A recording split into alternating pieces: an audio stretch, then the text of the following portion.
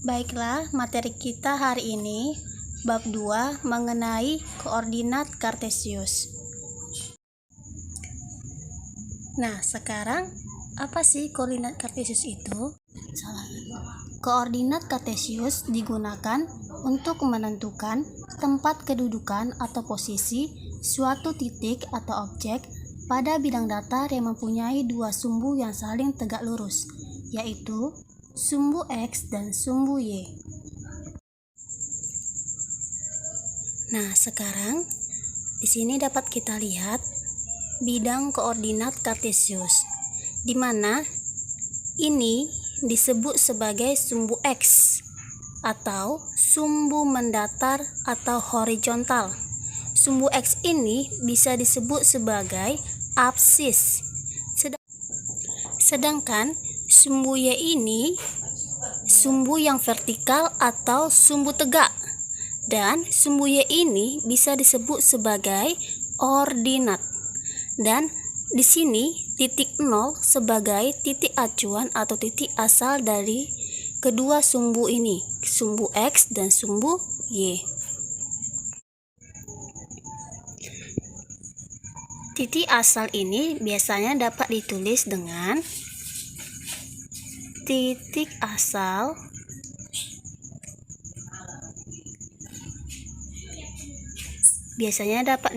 dengan O dengan koordinat 0,0, di mana 0 ini menunjukkan koordinat sumbu X,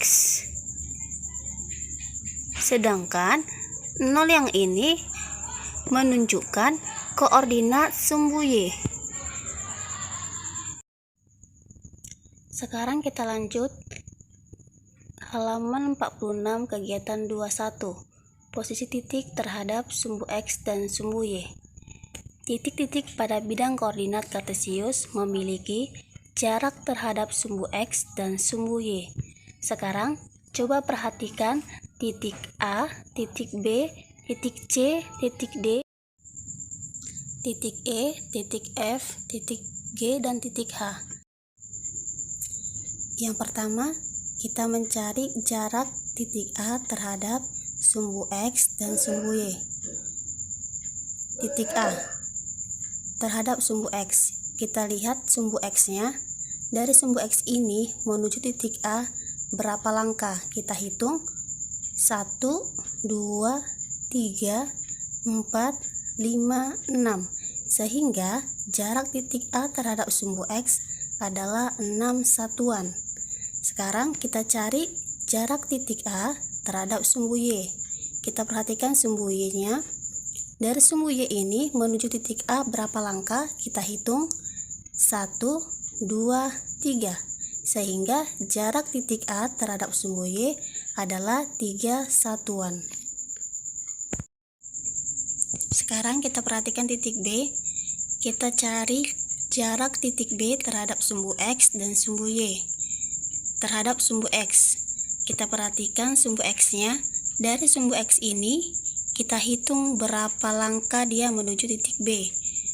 Kita hitung 1, 2, 3, 4. Jadi jarak titik B terhadap sumbu X adalah 4 satuan.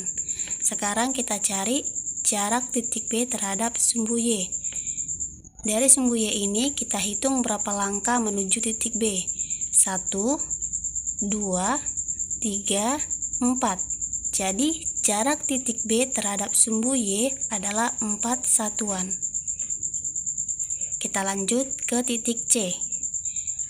Kita cari titik C terhadap sumbu X. Dari sumbu X ini kita hitung berapa langkah menuju titik C. 1, 2, 3. Jadi jarak titik C terhadap sumbu X adalah 3 satuan. Kita cari jarak titik C terhadap sumbu Y. Dari sumbu Y ini kita hitung berapa langkah menuju titik C. 1, 2, 3, 4. Jadi jarak titik C terhadap sumbu Y adalah 4 satuan. Kita lanjut ke titik D. Dari sumbu X dulu, Dari sumbu X ini menuju titik D, kita hitung berapa langkah? 1, 2, 3, 4, 5. Sehingga jarak titik D terhadap sumbu X adalah 5 satuan. Sedangkan jarak titik D terhadap sumbu Y, kita hitung dulu dari sumbu Y ini berapa langkah menuju titik D. 1, 2, 3, 4, 5, 6. Jadi jarak titik D terhadap sumbu Y adalah 6 satuan. Begitu juga dengan titik E, titik F, titik G, dan titik H. Caranya sama dengan cara mencari jarak posisi titik A, B, C, dan D.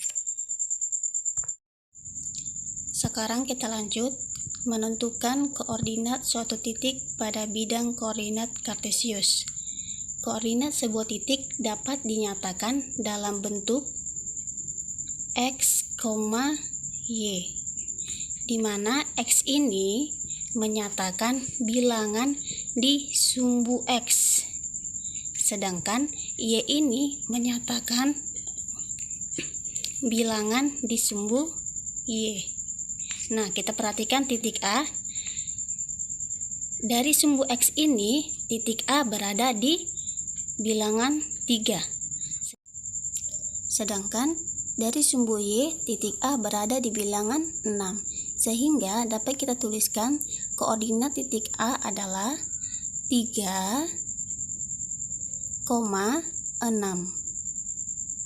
Kita lanjut ke titik B. Dari sumbu X, titik B berada di bilangan 4. Sedangkan dari sumbu Y, titik B berada di bilangan 4. Jadi, titik B ini memiliki koordinat 4,4.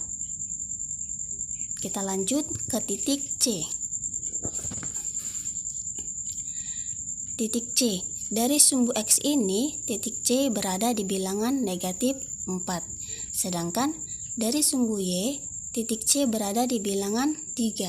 Jadi, titik C ini memiliki koordinat negatif 4,3. Kita lanjut ke titik D. Dari sumbu X, titik D berada di bilangan negatif 6. Sedangkan dari sumbu Y, titik D berada di bilangan 5. Jadi, titik D memiliki koordinat negatif 6,5. Lagi, kita lanjut ke titik E. Titik E memiliki koordinat, kita perhatikan sumbu X-nya, titik E berada di bilangan 5, negatif 5. Sedangkan dari sumbu Y, titik E berada di negatif 5 juga. Jadi, titik E memiliki koordinat negatif 5, negatif 5. Kita lanjut ke titik F. Titik F memiliki koordinat dari sumbu X dulu, negatif 3, dari sumbu Y, negatif 3. Jadi, koordinat titik F adalah negatif 3, negatif 3. Titik G. Dari sumbu X, titik G berada di bilangan 2. Sedangkan dari sumbu Y, titik G berada di bilangan negatif 6. Jadi, koordinat titik G adalah 2, negatif 6. Sekarang titik H. Dari sumbu X, titik H berada di bilangan 6. Sedangkan dari sumbu Y, titik H berada di negatif 5. Jadi, koordinat titik H adalah 6, negatif 5. Baiklah, kita lanjut. Pada sumbu X dan sumbu Y membagi bidang koordinat kartesius menjadi 4 kuadran, yaitu kuadran 1. Yang mana itu kuadran 1? Ini dia. Daerah sebelah sini disebut sebagai kuadran 1. Di mana kuadran 1 ini koordinat X positif, ini dia positif, bilangan-bilangannya positif dan koordinat Y positif. Sumbu X-nya bilangannya positif. Sekarang kuadran 2. Di mana daerah kuadran 2? Daerah sebelah sini disebut sebagai kuadran 2. Kuadran 2. Di mana kuadran kedua ini koordinat X-nya negatif. Ini dia sumbu X-nya negatif dan koordinat Y-nya positif. Ini dia positif. Sekarang kuadran ketiga. Daerah sebelah sini disebut sebagai kuadran ketiga.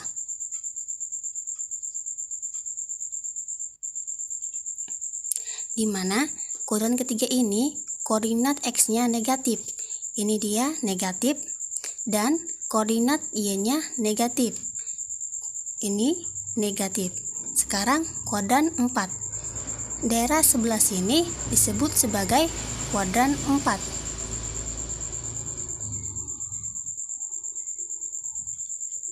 Di mana pada kuadran 4 ini koordinat X-nya positif. Di sini positif dan koordinat Y-nya negatif. Ini dia negatif. Jadi dari bidang koordinat kartus ini dapat kita simpulkan titik B berada di kuadran 2. Sedangkan titik Q atau titik Q berada di kuadran 1. Jadi kita tulis titik P koordinatnya negatif 2,1. Sehingga koordinat X-nya adalah negatif 2 dan koordinat Y-nya adalah 1. Kita lanjut ke titik Q. Titik Q koordinatnya 2,3. Sehingga koordinat X-nya adalah 2 dan koordinat